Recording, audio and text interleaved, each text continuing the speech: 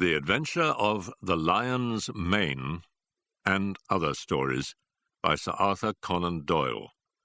Read by Christopher Lee. It is a most singular thing that a problem which was certainly as abstruse and unusual as any which I have faced in my long professional career should have come to me after my retirement and be brought, as it were, to my very door.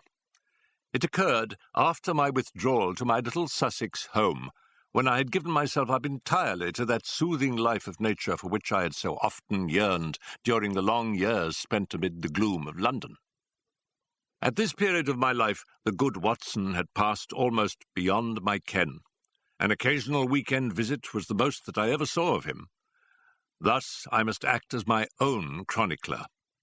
Ah, had he been but with me, how much he might have made of so wonderful a happening and of my eventual triumph against every difficulty. As it is, however, I must needs tell my tale my own plain way, showing by my words each step upon the difficult road which lay before me as I searched for the mystery of the lion's mane. My villa is situated upon the southern slope of the Downs, commanding a great view of the Channel. At this point the coastline is entirely of chalk cliffs, which can only be descended by a single long tortuous path which is steep and slippery. At the bottom of the path lie 100 yards of pebbles and shingle, even when the tide is at full. Here and there, however, there are curves and hollows which make splendid swimming pools, filled afresh with each flow. This admirable beach extends for some miles in each direction, save only at one point where the little cove and village of Fulworth break the line. My house is lonely. I, my old housekeeper, and my bees have the estate all to ourselves.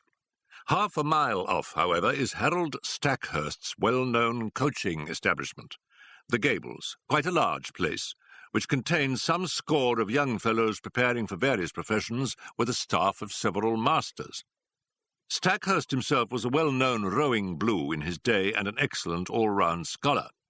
He and I were always friendly from the day I came to the coast, and he was the one man who was on such terms with me that we could drop in on each other in the evenings without an invitation.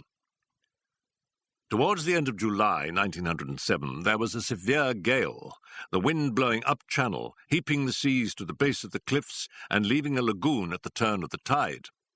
On the morning of which I speak, the wind had abated, and all nature was newly washed and fresh. It was impossible to work upon so delightful a day, and I strolled out before breakfast to enjoy the exquisite air. I walked along the cliff path which led to the steep descent to the beach. As I walked, I heard a shout behind me, and there was Harold Stackhurst waving his hand in cheery greeting. "What a morning, Mr. Holmes! I thought I should see you out." "Going for a swim, I see." "At your old tricks again?" He laughed, patting his bulging pocket. "Yes, Macpherson started early, and I expect I may find him there." Fitzroy Macpherson was the science master, a fine, upstanding young fellow whose life had been crippled by heart trouble following rheumatic fever. He was a natural athlete, however, and excelled in every game which did not throw too great a strain upon him. Summer and winter he went for his swim, and as I am a swimmer myself, I often joined him. At this moment we saw the man himself. His head showed above the edge of the cliff where the path ends. Then his whole figure appeared at the top, staggering like a drunken man. The next instant he threw up his hands, and with a terrible cry fell upon his face. Stackhurst and I rushed forward, it may have been 50 yards, and turned him on his back. He was obviously dying. Those glazed, sunken eyes and dreadful livid cheeks could mean nothing else.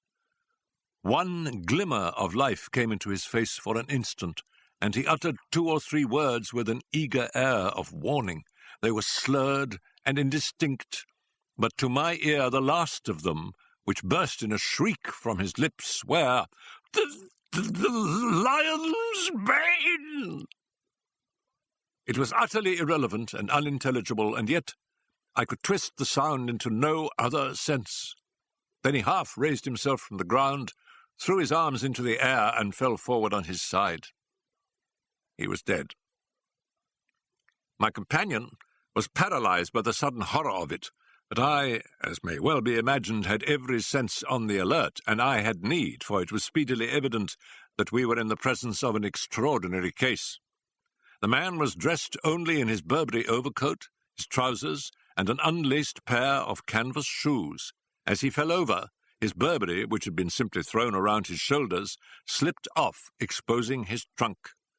We stared at it in amazement. His back was covered with dark red lines, as though he had been terribly flogged by a thin wire scourge. The instrument with which this punishment had been inflicted was clearly flexible, for the long, angry wheels curved round his shoulders and ribs. There was blood dripping down his chin, for he had bitten through his lower lip in the paroxysm of his agony. His drawn and distorted face told how terrible that agony had been. I was kneeling and Stackhurst standing by the body when a shadow fell across us, and we found that Ian Murdoch was by our side. Murdoch was the mathematical coach at the establishment, a tall, dark, thin man, so taciturn and aloof that none can be said to have been his friend. He seemed to live in some high abstract region of surds and conic sections, with little to connect him with ordinary life. He was looked upon as an oddity by the students, and would have been their butt, but there was some strange outlandish blood in the man which showed itself not only in his coal-black eyes and swarthy face, but also in occasional outbreaks of temper which could only be described as ferocious.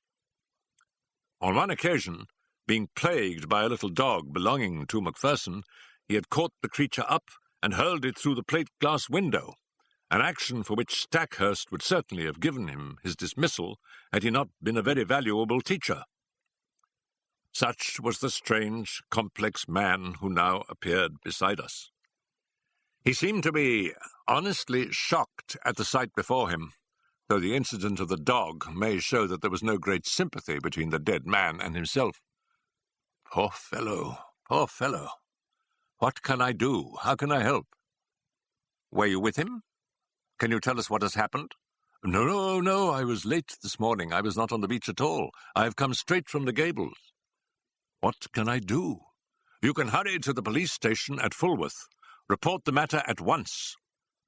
Without a word, he made off at top speed, and I proceeded to take the matter in hand, while Stackhurst, dazed at this tragedy, remained by the body. My first task, naturally, was to note who was on the beach. From the top of the path I could see the whole sweep of it, and it was absolutely deserted, save that 2 or 3 dark figures could be seen far away, moving towards the village of Fulworth. Having satisfied myself upon this point, I walked slowly down the path. There was clay or soft marl mixed with the chalk, and every here and there I saw the same footstep, both ascending and descending. No one else had gone down to the beach by this track that morning. At one place I observed the print of an open hand with the fingers towards the incline. This could only mean that poor Macpherson had fallen as he ascended. There were rounded depressions, too, which suggested that he had come down upon his knees more than once. At the bottom of the path was the considerable lagoon left by the retreating tide. At the side of it, Macpherson had undressed, for there lay his towel on a rock. It was folded and dry, so that it would seem that after all he had never entered the water. Once or twice, as I hunted round amid the hard shingle, I came on little patches of sand where the print of his canvas shoe and also of his naked foot could be seen. The latter fact proved that he had made all ready to bathe, though the towel indicated that he had not actually done so. And here was the problem clearly defined, as strange a one as had ever confronted me. The man had not been on the beach more than a quarter of an hour at the most. Stackhurst had followed him from the Gables, so there could be no doubt about that. He had gone to bathe, and had stripped, as the naked footsteps showed. Then he had suddenly huddled on his clothes again. They were all dishevelled and unfastened, and he had returned without bathing, or at any rate without drying himself. And the reason for his change of purpose had been that he had been scourged in some savage, inhuman fashion, tortured until he bit his lip through in his agony and was left with only strength enough to crawl away and to die. Who had done this barbarous deed? There were, it is true, small grottos and caves in the base of the cliffs, but the low sun shone directly into them, and there was no place for concealment. Then again, there were those distant figures on the beach. They seemed too far away to have been connected with the crime, and the broad lagoon in which Macpherson had intended to bathe lay between him and them, lapping up to the rocks. On the sea, 2 or 3 fishing boats were at no great distance. Their occupants might be examined at our leisure. There were several roads for inquiry, but none which led to any very obvious goal. When I at last returned to the body, I found that a little group of wondering folk had gathered round it. Stackhurst was, of course, still there, and Ian Murdoch had just arrived with Anderson, the village constable, a big ginger-moustached man of the slow, solid Sussex breed, a breed which covers much good sense under a heavy, silent exterior. He listened to everything, took note of all we said, and finally drew me aside. "I'd be glad of your advice, Mr. Holmes. This is a big thing for me to handle, and I'll hear of it from Lewis if I go wrong." I advised him to send for his immediate superior and for a doctor, also to allow nothing to be moved, and as few fresh footmarks as possible to be made until they came. In the meantime, I searched the dead man's pockets. There were his handkerchief, a large knife, and a small folding card case. From this projected a slip of paper, which I unfolded and handed to the constable. There was written on it in a scrawling feminine hand, "I will be there, you may be sure. Maudie." It read like a love affair, an assignation, though when and where were a blank. The constable replaced it in the card case and returned it with the other things to the pockets of the Burberry. Then, as nothing more suggested itself, I walked back to my house for breakfast, having first arranged that the base of the cliffs should be thoroughly searched. Stackhurst was round in an hour or two to tell me that the body had been removed to the Gables where the inquest would be held. He brought with him some serious and definite news.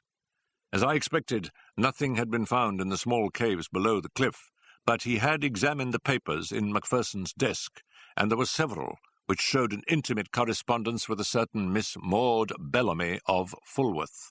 We had then established the identity of the writer of the note. "The police have the letters," he explained. "I couldn't bring them, but there is no doubt that it was a serious love affair. I see no reason, however, to connect it with that horrible happening, save, indeed, that the lady had made an appointment with him." "But hardly at a bathing pool, which all of you were in the habit of using," I remarked. "Well, it is mere chance," said he, "that several of the students were not with Macpherson." Was it mere chance? Stackhurst knit his brows in thought. "Ian Murdoch held them back," said he. "He would insist upon some algebraic demonstration before breakfast. Poor chap. He is dreadfully cut up about it all. And yet I gather that they were not friends." "Well, at one time they were not, but for a year or more Murdoch has been as near to Macpherson as he ever could be to anyone. He's not of a very sympathetic disposition by nature." "So I understand. I seem to remember your telling me once about a quarrel over the ill usage of a dog." "Well, that blew over all right." "But left some vindictive feeling, perhaps?" "Oh, no, I'm sure they were real friends." "Well, then, we must explore the matter of the girl. You know her?" "Everyone knows her. She's the beauty of the neighborhood, a real beauty, Holmes, who would draw attention everywhere. I knew that Macpherson was attracted by her, but I had no notion that it had gone so far as these letters would seem to indicate." "But who is she?" "Oh, she's the daughter of old Tom Bellamy, who owns all the boats and bathing cots at Fulworth. He was a fisherman to start with, but is now a man of some substance. He and his son William run the business." "Shall we walk into Fulworth and see them?" "On what pretext?" "Oh, we can easily find a pretext. After all, this poor man did not ill-use himself in this outrageous way. Some human hand was on the handle of that scourge, if indeed it was a scourge which inflicted the injuries. His circle of acquaintances in this lonely place was surely limited. Let us follow it up in every direction, and we can hardly fail to come upon the motive, which in turn should lead us to the criminal. It would have been a pleasant walk across the thyme-scented downs had our minds not been poisoned by the tragedy we had witnessed. The village of Fulworth lies in a hollow, curving in a semicircle round the bay. Behind the old-fashioned hamlet, several modern houses have been built upon the rising ground. It was to one of these that Stackhurst guided me. That's the Haven, as Bellamy called it. The one with the corner tower and slate roof. Not bad for a man who started with nothing, but, oh, by Jove, look at that. The garden gate of the Haven had opened, and a man had emerged. There was no mistaking that tall, angular, straggling figure. It was Ian Murdoch, the mathematician. A moment later, we confronted him upon the road. "Hello," said Stackhurst. The man nodded, gave us a sideways glance from his curious dark eyes, and would have passed us, but his principal pulled him up. "What were you doing there?" he asked. Murdoch's face flushed with anger. "I am your subordinate, sir, under your roof. I am not aware that I owe you any account of my private actions." Stackhurst's nerves were near the surface after all he had endured. Otherwise, perhaps he would have waited. Now he lost his temper completely. "In the circumstances, your answer is pure impertinence, Mr. Murdoch." "Your own question might perhaps come under the same heading." "This is not the first time that I've had to overlook your insubordinate ways. It will certainly be the last. You will kindly make fresh arrangements for your future as speedily as you can." I had intended to do so. I have lost today the only person who made the Gables habitable. He strode off upon his way, while Stackhurst, with angry eyes, stood glaring after him. "Is he not an impossible, intolerable man?" he cried. The one thing that impressed itself forcibly upon my mind was that Mr. Ian Murdoch was taking the first chance to open a path of escape from the scene of the crime. Suspicion, vague and nebulous, was now beginning to take outline in my mind. Perhaps the visit to the Bellamys might throw some further light upon the matter. Stackhurst pulled himself together, and we went forward to the house. Mr. Bellamy proved to be a middle-aged man with a flaming red beard. He seemed to be in a very angry mood, and his face was soon as florid as his hair. "No, sir, I do not desire any particulars. My son here," indicating a powerful young man with a heavy, sullen face in the corner of the sitting-room, "is of one mind with me that Mr. Macpherson's attention to Maud were insulting. Yes, sir. The word marriage was never mentioned, and yet there were letters and meetings and a great deal more of which neither of us could approve. She has no mother, and we are her only guardians. We are determined—" But the words were taken from his mouth by the appearance of the lady herself. There was no gainsaying that she would have graced any assembly in the world. Who could have imagined that so rare a flower would grow from such a root, and in such an atmosphere? Women have seldom been an attraction to me, for my brain has always governed my heart, but I could not look upon her perfect, clear-cut face, with all the soft freshness of the downlands in her delicate colouring, without realizing that no young man would cross her path unscathed. Such was the girl who had pushed open the door and stood now wide-eyed and intense in front of Harold Stackhurst. "I know already that Fitzroy is dead," she said. "Do not be afraid to tell me the particulars." "This other gentleman of yours let us know the news," explained the father. "There's no reason why my sister should be brought into the matter," growled the younger man. The sister turned a sharp, fierce look upon him. "This is my business, William. Kindly leave me to manage it in my own way. By all accounts, there has been a crime committed. If I can help to show who did it, it is the least I can do for him who is gone." She listened to a short account from my companion with a composed concentration which showed me that she possessed strong character as well as great beauty. Maud Bellamy will always remain in my memory as a most complete and remarkable woman. It seems that she already knew me by sight, for she turned to me at the end. "Bring them to justice, Mr. Holmes. You have my sympathy and my help, whoever they may be." It seemed to me that she glanced defiantly at her father and brother as she spoke. "Thank you," said I. "I value a woman's instinct in such matters. You use the word 'they.' You think that more than one was concerned?" I knew Mr. Macpherson well enough to be aware that he was a brave and a strong man. No single person could ever have inflicted such an outrage upon him. "Might I have one word with you, alone?" "I tell you, Maud, not to mix yourself up in the matter," cried her father angrily. She looked at me helplessly. What can I do? "The whole world would know the facts presently, so there can be no harm if I discuss them here," said I. "I should have preferred privacy, but if your father will not allow it, he must share the deliberations." Then I spoke of the note which had been found in the dead man's pocket. "It is sure to be produced at the inquest. May I ask you to throw any light upon it that you can?" "I see no reason for mystery," she answered. "We were engaged to be married, and we only kept it secret because Fitzroy's uncle, who is very old and said to be dying, might have disinherited him if he had married against his wish. There was no other reason." "You could have told us," growled Mr. Bellamy. "So I would, father, if you had ever shown sympathy." "I object to my girl picking up with men outside her own station."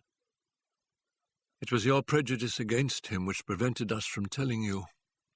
As to this appointment," she fumbled in her dress and produced a crumpled note. "It was in answer to this." "Dearest," ran the message, "the old place on the beach, just after sunset on Tuesday. It is the only time I can get away. F.M." Tuesday was today, and I had meant to meet him tonight. I turned over the paper. "This never came by post. How did you get it?" "I would rather not answer that question. It has really nothing to do with the matter which you are investigating. But anything which bears upon that I will most freely answer." She was as good as her word, but there was nothing which was helpful in our investigation. She had no reason to think that her fiancé had any hidden enemy, but she admitted that she had had several warm admirers. "And might I ask if Mr. Ian Murdoch was one of them?" She blushed and seemed confused.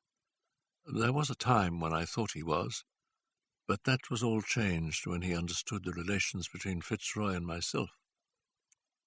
Again, the shadow around this strange man seemed to me to be taking more definite shape. His record must be examined. His rooms must be privately searched. Stackhurst was a willing collaborator, for in his mind also suspicions were forming. We returned from our visit to the Haven with the hope that one free end of this tangled skein was already in our hands. A week passed. The inquest had thrown no light upon the matter and had been adjourned for further evidence. Stackhurst had made discreet inquiry about his subordinate, and there had been a superficial search of his room, but without result. Personally, I had gone over the whole ground again, both physically and mentally, but with no new conclusions. In all my chronicles, the reader will find no case which brought me so completely to the limit of my powers. Even my imagination could conceive no solution to the mystery. And then there came the incident of the dog. It was my old housekeeper who heard of it first by that strange wireless by which such people collect the news of the countryside. "Sad story this, sir, about Mr. Macpherson's dog," said she one evening. I do not encourage such conversations, but the words arrested my attention. "What of Mr. Macpherson's dog?" "Dead, sir. Died of grief for its master." "Who told you this?" "Why, sir, everyone is talking of it. It took on terrible, and has eaten nothing for a week. And then today, 2 of the young gentlemen from the Gables found it dead, down on the beach, sir, at the very place where his master met his end." At the very place. The words stood out clear in my memory. Some dim perception that the matter was vital rose in my mind. That the dog should die was after the beautiful, faithful nature of dogs, but in the very place? Why should this lonely beach be fatal to it? Was it possible that it also had been sacrificed to some revengeful feud? Was it possible? Yes, the perception was dim, but already something was building up in my mind. In a few minutes I was on my way to the Gables, where I found Stackhurst in his study. At my request he sent for Sudbury and Blount, the two students who had found the dog. "Yes, it lay on the very edge of the pool," said one of them. "It must have followed the trail of its dead master." I saw the faithful little creature, an Airedale terrier, laid out upon the mat in the hall. The body was stiff and rigid, the eyes projecting, and the limbs contorted. There was agony in every line of it. From the Gables I walked down to the bathing pool. The sun had sunk, and the shadow of the great cliff lay black across the water, which glimmered dully like a sheet of lead. The place was deserted, and there was no sign of life save for two sea-birds circling and screaming overhead. In the fading light I could dimly make out the little dog's spoor upon the sand round the very rock on which his master's towel had been laid. For a long time I stood in deep meditation, while the shadows grew darker around me. My mind was filled with racing thoughts. You have known what it was to be in a nightmare in which you feel that there is some all-important thing for which you search and which you know is there, though it remains forever just beyond your reach. That was how I felt that evening as I stood alone by that place of death. Then at last I turned and walked slowly homeward. I had just reached the top of the path when it came to me. Like a flash, I remembered the thing for which I had so eagerly and vainly grasped.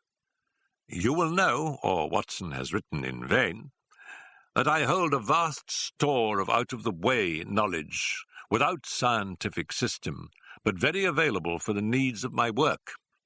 My mind is like a crowded box-room with packets of all sorts stowed away therein, so many that I may well have but a vague perception of what was there.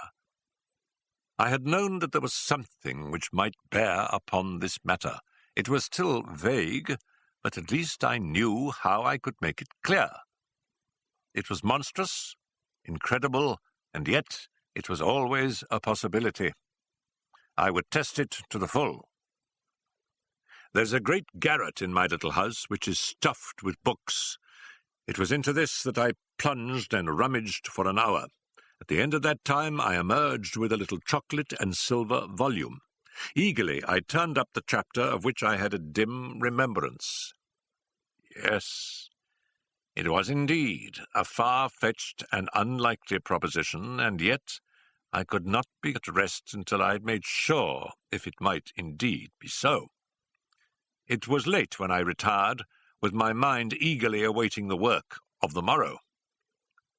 But that work met with an annoying interruption. I had hardly swallowed my early cup of tea and was starting for the beach when I had a call from Inspector Bardell of the Sussex Constabulary, a steady, solid, bovine man with thoughtful eyes, which looked at me now with a very troubled expression. "I know your immense experience, sir," said he. "This is quite unofficial, of course, and need go no farther, but I'm fairly up against it in this Macpherson case. The question is, shall I make an arrest, or shall I not?" "Meaning Mr. Ian Murdoch?" "Yes, sir.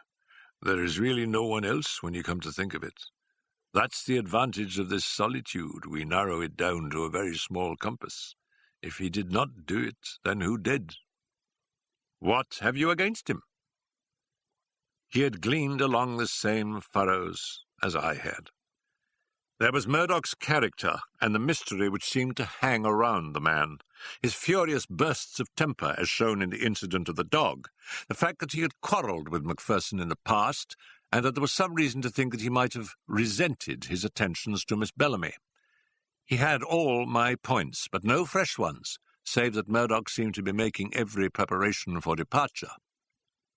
What would my position be if I let him slip away with all this evidence against him? The burly, phlegmatic man was sorely troubled in his mind. "Consider," I said, "all the essential gaps in your case.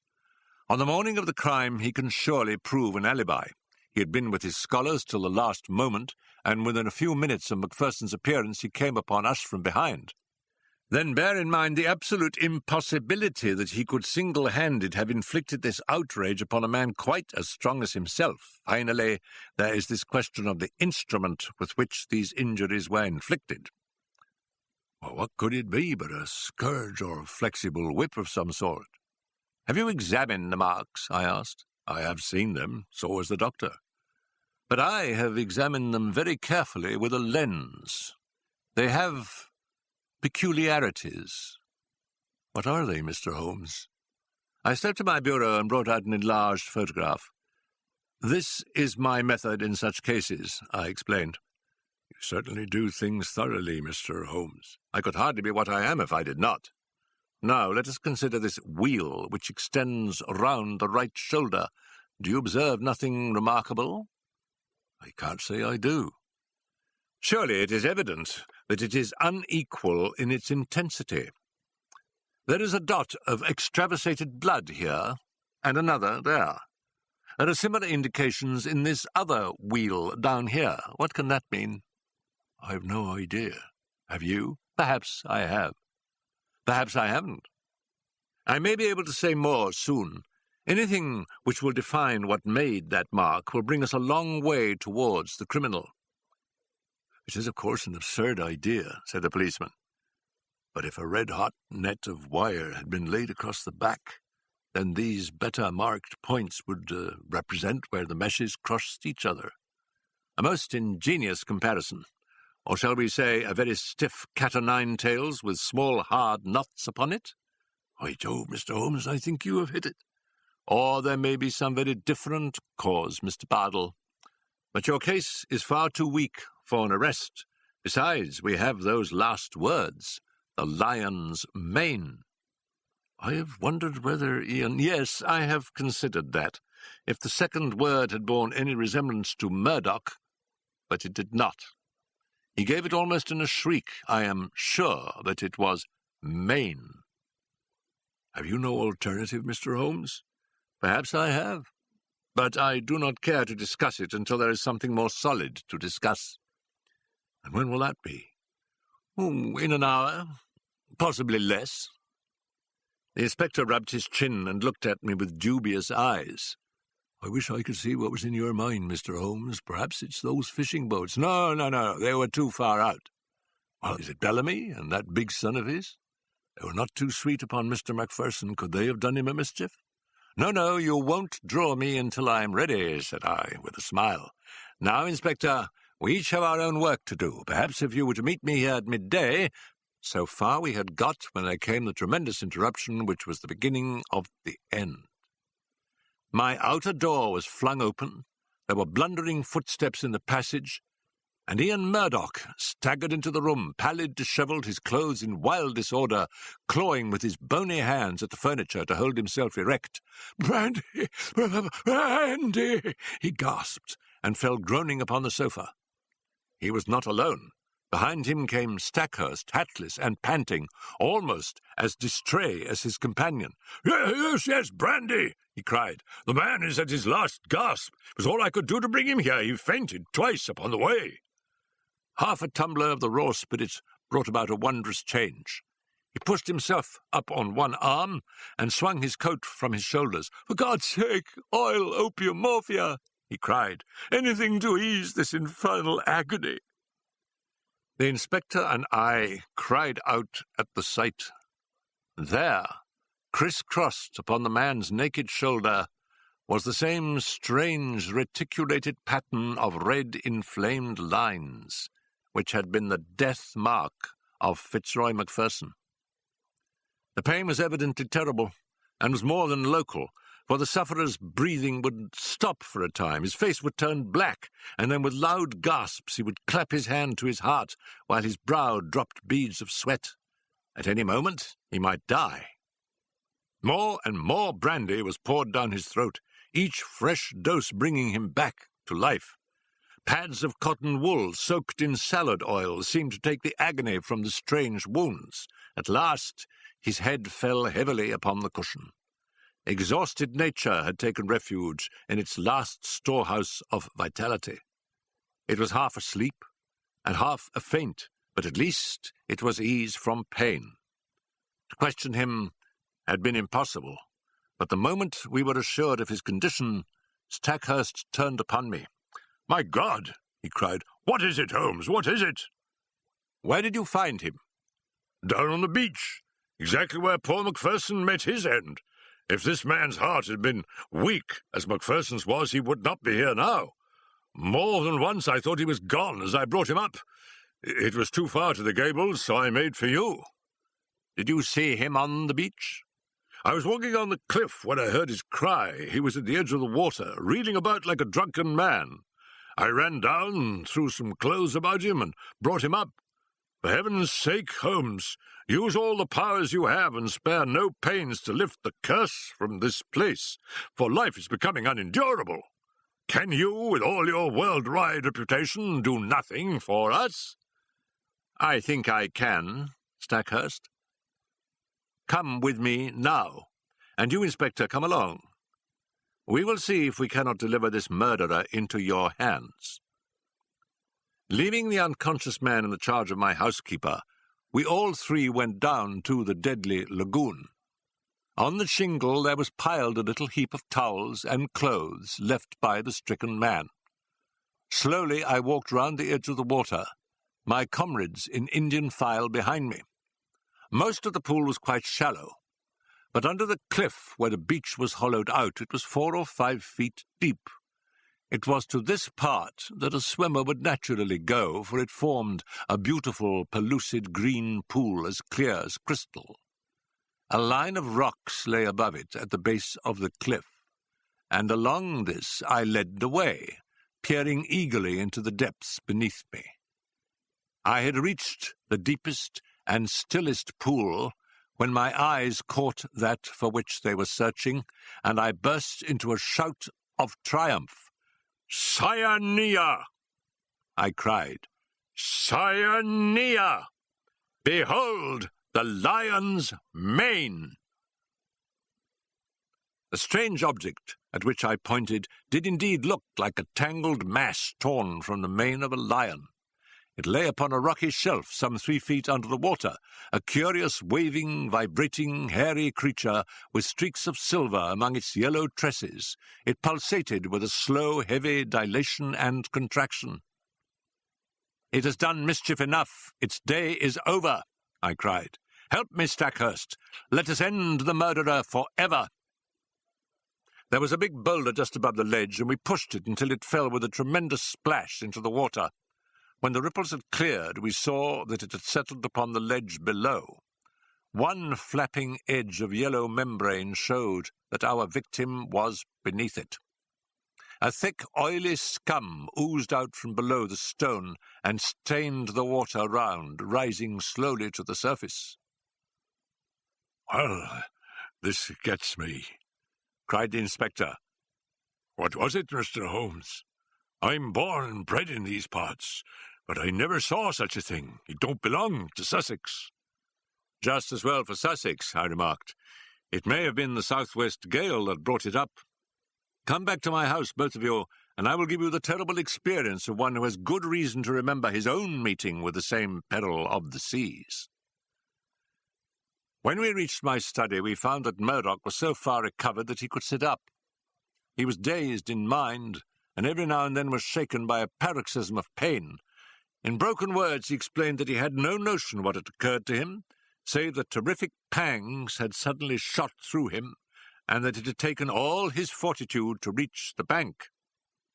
"Here is a book," I said, taking up the little volume, which first brought light into what might have been forever dark.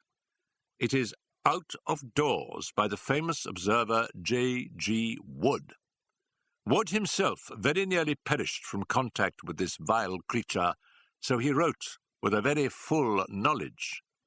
Cyanea capillata is the miscreant's full name, and he can be as dangerous to life as, and far more painful than, the bite of the cobra. Let me briefly give this extract. If the bather should see a loose, roundish mass of tawny membranes and fibres, something like very large handfuls of lion's mane and silver paper. Let him beware, for this is the fearful stinger, Cyanea capillata. Could our sinister acquaintance be more clearly described? He goes on to tell of his own encounter with one when swimming off the coast of Kent. He found that the creature radiated almost invisible filaments to the distance of 50 feet, and that anyone within that circumference from the deadly centre was in danger of death. Even at a distance, the effect upon wood was almost fatal. The multitudinous threads caused light scarlet lines upon the skin, which on closer examination resolved into minute dots or pustules, each dot charged as it were with a red-hot needle making its way through the nerves. The local pain was, as he explains, the least part of the exquisite torment. Pangs shot through the chest, causing me to fall as if struck by a bullet. The pulsation would cease, and then the heart would give 6 or 7 leaps, as if it would force its way through the chest.